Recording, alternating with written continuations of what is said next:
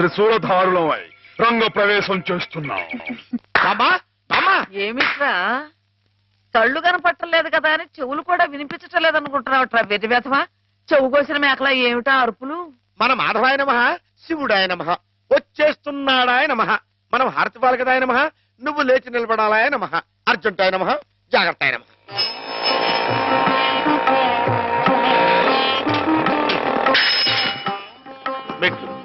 మెట్లు చూసుకో. నేనెంత అదృష్టవంతురాలి మాధవ. ఇది 100వ పరమశివుడు నా గుమ్మంలోకి రావటం. చంద్రశేఖర చంద్రశేఖర. బామ్మ, నువ్వు ఇక్కడ శ్లోకాలు మొదలు పెడితే అక్కడ ఇంకో శివుడు రంగప్రవేశం చేస్తాడు. నా మాధవుడు ఉండగా ఇంకొకటి శివుడి వేషం వేయడమే పళ్ళు రాలగొడతాను. నా మాధవుడి ముందు ఏ శివుడైనా దిగదుడిపి వాడెవడైనా సరే గడ్డిపోచ, గుడ్డిగవ్వ, చిల్ల పెంకు, చీపురు పుల్ల, చిల్లి కాసు. నా మాధవుడే శివుడు, శివుడే మాధవుడు. అదంతే. బామ్మ బామ్మ బామ్మ, నువ్వు ఇక్కడ ఇలా ఉబ్బేస్తూ ఉంటే అక్కడ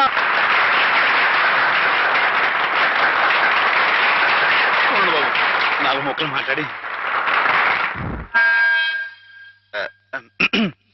అందరికీ నమస్కారం అండి బాబు. ఈ జిల్లాలో నేను తప్ప ఇంకెవడైనా సరే శివుడు వేషం కట్టాడు అనుకోండి, మీరు రుద్రతానం చేసేసి వాడి పంబ రేగొట్టేస్తారని నాకు బాగా తెలుసండి. అంతటి గొప్పలండి మీ అందరికీ నా మీద ఉన్న అభిమానం. అందుకేనండి సూర్య గారిని ఆ అవస్థని తప్పించడం కోసమే నేను వేషం కట్టి మీ ముందుకు వచ్చానండి. ఏమండో సూర్య గారు, ఏమండో మిమ్మల్ని రండి రండి. వీరు గొప్ప నటులను కూడా విన్నానండి.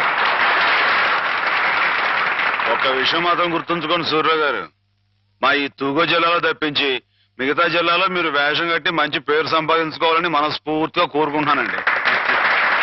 ఒక నిమిషం బాబు, తోటి కళాకారుణ్ణి కొంచెం సత్కరించుకోనివ్వండి.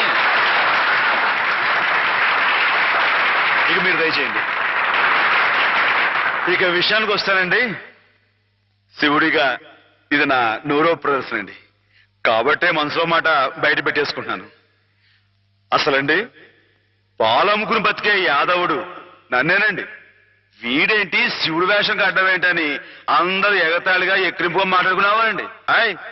అట్లాంటప్పుడు రేయింబావులు కష్టపడి నాకు ఆట పాట మాట ఒకటేంటండి అన్ని స్వచ్ఛంగా నేర్పిన మా గురువు గారు, ఇదిగో హేమ గారు.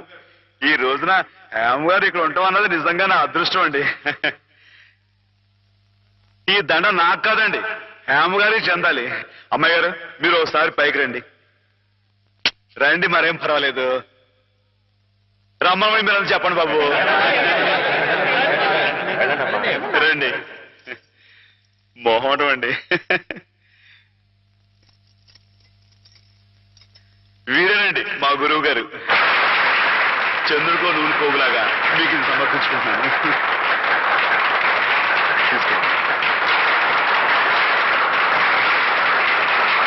ఏమిటిది మాధవ, ఇలా స్టేజ్ మీదకి పిలవడం, ఈ పొగడ్తలు నాకు చాలా సిగ్గేసిపోయింది తెలుసా. అభిమానం ఎంతుందో చెప్పుకోవడంలో తప్పే ఉందండి. అభిమానం ఉంటే మనసులోనే దాచుకోవాలి గాని ఇలా 10 మందికి టముకేసి చాటుకోవాలా? అట్టా దాచేసుకుంటే ఈ అష్టోత్తరాలు, సహస్రనామాలు, త్యాగరాజు పాటలు ఇవన్నీ బయటకు వచ్చేయండి. అవన్నీ దేవుడు పోగొట్టారు కానీ బాబు, ఒకసారి మనసు దండం పెట్టేసుకుని సరిపోద్ది అనుకుంటే మరి రాసోడంతా పిచ్చోళ్ళ ఎర్రోళ్ళ ఏమండి. మీకు అన్ని తెలుసు అనుకోమాకండి, కొన్ని కొన్ని మీకు తెలివి తెలుసా బాబు? ఏమండి నీతో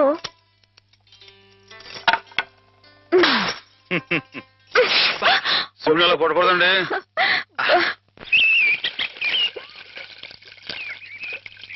ముత్యాల ముగ్గుల్లో ముగ్గుల్లో గుబ్బిళ్ళు, రతనాల ముగ్గుల్లో ముగ్గుల్లో గుబ్బిళ్ళు. నేను వచ్చిన పని చెప్పడమే మర్చిపోయాను అమ్మాయి గారు. పొద్దునే పాలు పోయడానికి కానీ పార్థమ్మ గారి ఇంటికి వెళ్ళాను కదండి. ఆవిడేమో ముగ్గు తొక్కడా వెళ్ళావా? ఈ రోడ్డు నీ బాగుంది అనుకున్నావా? జోగులేస్తున్నావా? నీ మొహం పెరగైపోతే ఉన్నావు. మాటలు జాగ్రత్తగా రాని, నా మొహం పేడలా కనబడుతుందా? మళ్ళీ జోగులేస్తున్నావా? ఈసారి నిజంగానే పెరగైపోతురు. అమ్మాయి గారు ఆపారు కాబట్టి పాస్ అయిపోయావు. దమ్ములు లేవని చెప్పవా?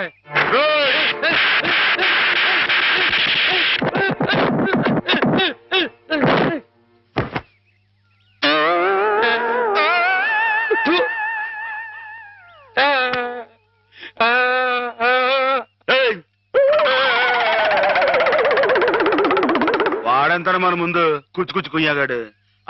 ఇందాక పార్వతమ్మ గారిని చెప్తున్నాను కదండి, పెళ్లికి ఆవిడ చెల్లు కొడుకున్నాడంటండి. మన లలితమ్మ గారికి జోడీగా పాస్ అయిపోతాడేమో అనుకున్నానండి. కానీ బాగాలేడా? బాగాలేకపోవడం ఏంటండి, దెబ్బ పనిలో ఉన్నాడండి. మరి కాకపోతే చదివింది ఉత్త బియ్యన్ అంటండి. పెళ్లి కొడుకుగా పాస్ కావు పో అన్నానండి.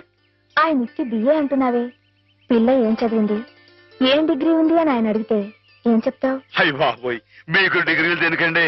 ఇప్పుడు Saraswati BA, Lakshmi BSc, Parvati BCom అని దేవుళ్ళు డిగ్రీలు ఉంటాయంటండి. మీరే విద్యుల తల్లి, మీకు డిగ్రీ లేకపోయినా పాస్ అయిపోతారండి. అక్క ఎక్కడి నుంచి ఎక్కడికో లింకులు పెట్టేయడంలో మొనగాడు మాధవ. అతనితో మాట్లాడి నువ్వు గెలవలేవు గాని నువ్వు ఊరుకో. ఏం మాధవ, ఈ బడాయి మా పిల్లలు కూడా నేర్పుతున్నావా ఏమయ్యా? ఏంటండి మొత్తానికి మన ముగ్గే పెద్దదిగా ఉండాలని పట్టుదలతో వేస్తున్నట్లు? ఊరికేంటండి, ఈ సంక్రాంతి పండక్కి మొత్తం మన తూగో జిల్లాలో ఎవరింటి ముందు ఇది పెద్ద ముగ్గు కనపడకూడదు అంతేనండి. ఎలా ఉందండి? బానే ఉందిలే. మీకు అంతగా పాస్ అయినట్లేదు. పాస్ అయిందిలేవయ్యా. పాస్ అయితే ముగ్గు మీద ఓ పద్యాన్ని వదులుకోండి. ముగ్గు మీద పద్యమా? ముగ్గు ప్రస్తుతం జనానికి కావాల్సింది బూతులు గాని నీతులు కాదయ్యా. అమ్మాయిని అంగాంగం వర్ణిస్తూ రాయింది ఎగబడి కొంటారు, అంతేగాని ఆమెని కోయిలని వర్ణిస్తూ రాస్తే ఎవరికి అర్థం అవుతుంది, ఎవరు కొంటారు? అదిగో కోపం వచ్చేస్తుంది. ఈ ముక్కు మీద కోపం లేనయ్యా, నువ్వు ఉన్న ఉద్యోగం పోగొట్టుకున్నావు. అదేగాని ఉంటే నెలకింత జీతం డబ్బులు వచ్చేవి, మొహం ఇలా దీనంగా పెట్టుకు తిరిగి చెప్పరు.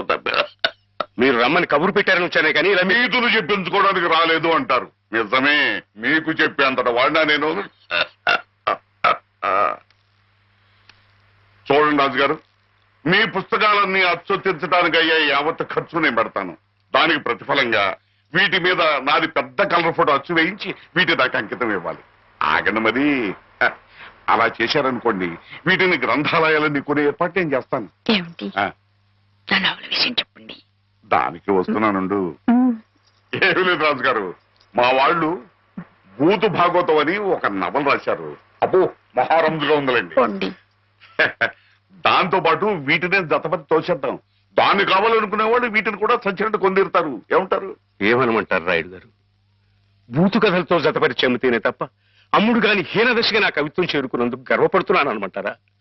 హాపాత మధురమని మహాకవులు స్తుతించిన సాహిత్యం నానాటికి అశ్చర్యమైపోతున్నందుకు ఆనందిస్తున్నాను అనమంటారా? ఏమనమంటారు? అదిగో అదిగో మళ్ళీ కోపం వస్తుంది. వస్తుంది రాయుడు గారు. తల్లిని తిడితే కొడుకు కోపం రాక మానదు. క్షమించండి, నా పుస్తకాలు మీకు అంకితం ఇవ్వలేను. అయితే ఈ జన్మలో మీ పుస్తకాలు అచ్చుకోవు. కాకపోయినా పర్వాలేదు రాయుడు. నా ఒంట్లో ఇంకా జీవం ఉంది, నా రక్తంలో ఇంకా బలం ఉంది. చేత్తో రాస్తాను. చచ్చిపోయేలో 10-15 ప్రతుల్ని తయారు చేయలేకపోను.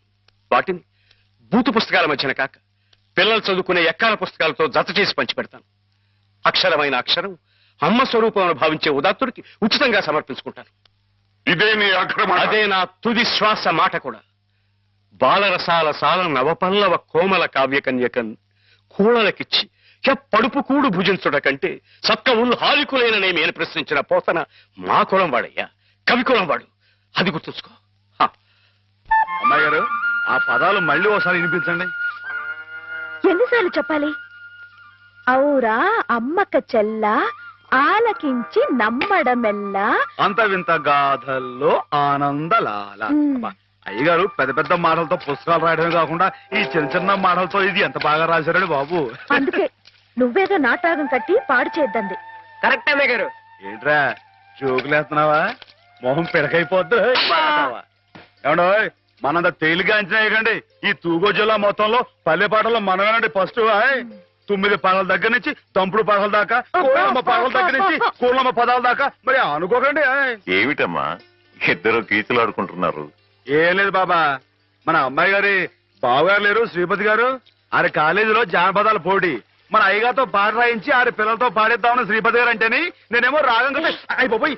బాబా నువ్వు చెప్పాబా, ఇట నాటికి మన కదా లాయకి. నిజమేనమ్మా, వాడికి రాని విద్యంటూ లేదు. పోనీ ఒకసారి అని చూడండి. సరే, పెద్ద రికమెండేషన్ తెచ్చుకున్నావుగా.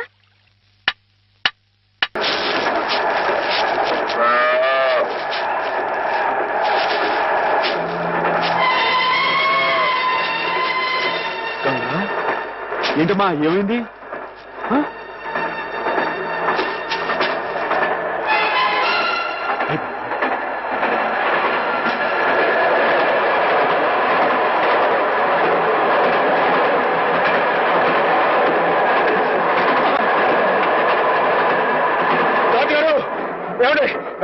ఏమైంది?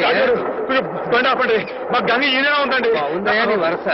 పొద్దున ఆవులు గడగాలి ఆఫ్ చేయమన్నా ఆఫ్ చేశాను, గడ్డి కావాలి ఆఫ్ చేయమన్నా ఆఫ్ చేశాను. ఇలా దోపడుకుని ఆపుకుంటూ పోతే నా ఉద్యోగం అవుతుంది. అది కదండి, మీరు అంత మాట్లాడి ఎలా చెప్పండి. ఫుల్ ఒడ్లో ఉన్నాయి. ఈ ప్రదేశం అంత మంచిది కాదు. బంది పొడదొకలు కూడా ఉన్నారు. కావాలంటే డ్రైవర్ అడుగు ఆఫ్ చేయమంటే ఆఫ్ చేస్తా. అలాగేనండి.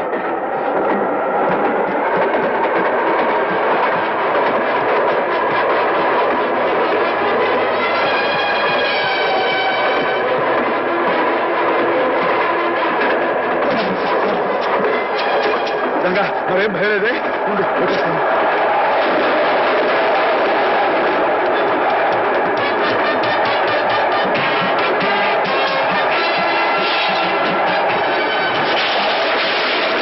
ड्राइवर साहब गाड़ी रुकिए। क्या बात है? हमारा गाय पेट दर्द होते हैं। अल्लाह है, घबरा मत.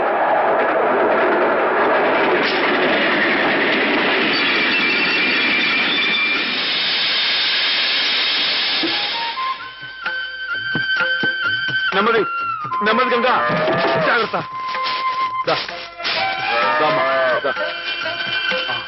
జాగ్రత్త.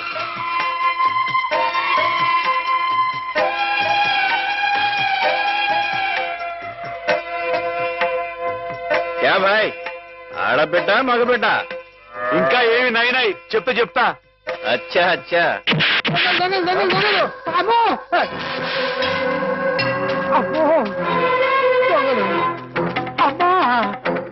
ఏంటండి ఏమైంది? దొంగలు బండి లూటీ చేసేస్తున్నారు.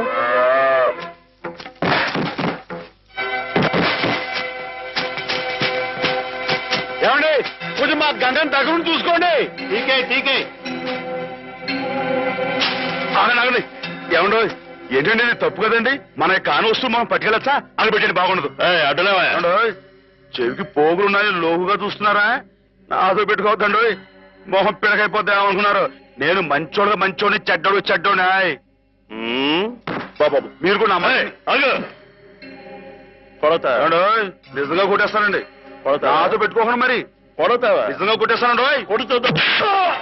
అయ్యి బాబు ఇదేంటి ఒక దెబ్బకి పడిపోయాడు. ఏమండో దీనికే వచ్చింది కొట్టలో దూరిపోతున్నాడు. ఏమండో అడగండి. మీరు కిందకి వెళ్ళిపోతారా? ఒక్క దెబ్బండి. హాయ్ ఏంటంటే నేను చెప్పు కొడుతున్నా మీరు చెప్పని కొడతారేంటి? మీకు ఏమైనా న్యాయంగా ఉందండి?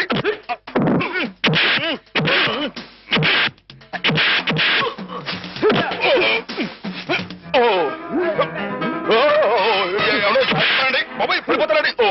బాబు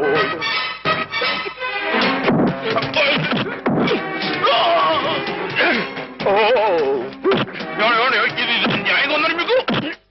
నన్ను చేస్తారా? నన్ను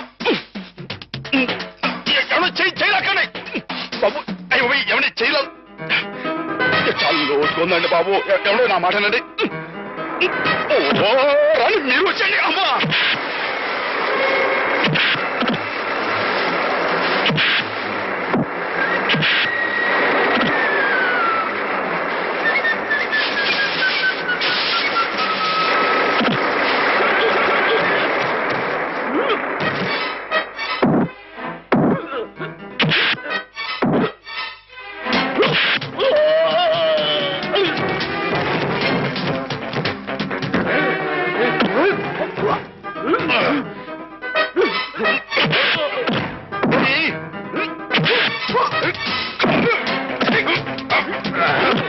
మీరే కదండి పైనుంచి నెట్టేసింది.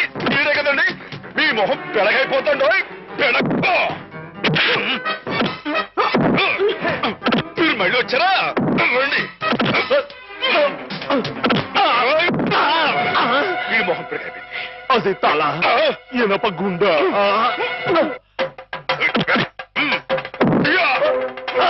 అమ్మనా రాయొచ్చు కొట్టంటే మీ బాబు గుర్తొస్తా అనుకున్నారు. ఏమండి మీరు వెనక ముందు చూసుకోరండి.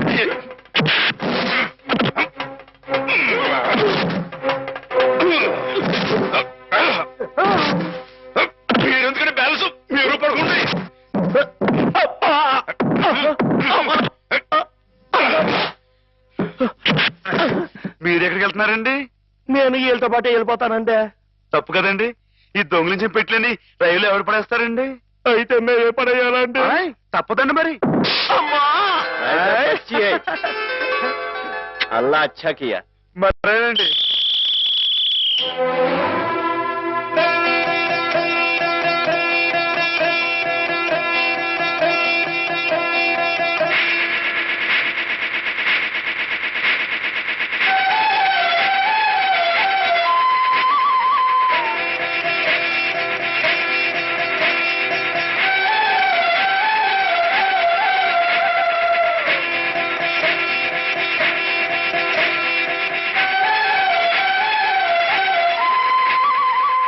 పిచ్చిముండా, నీ పేరు నర్మదా.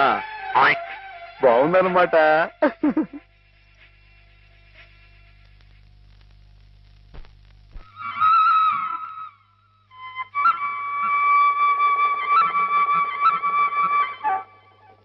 బావగారు, నేనొక్క మాట చెప్పనా? చెప్పండి.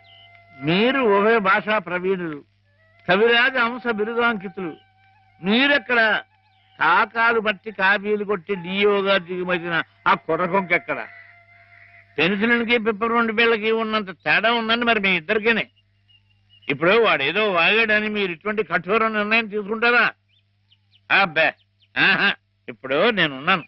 నేను మందులు ఇచ్చిన రోగులందరూ టపా కట్టేస్తున్నారని, కొంతమంది వాగుతున్నారని కుర్రకొంకలు.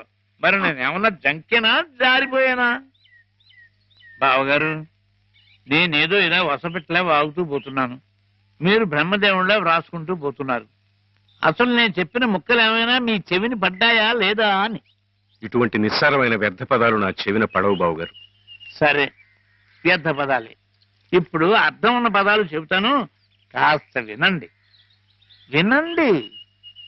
ఆ డిఈఓ మీ చేత క్షమాపణ పత్రం రాయించి తీసుకొస్తే మన ఉద్యోగం మనకి ఇచ్చేస్తానన్నాడు.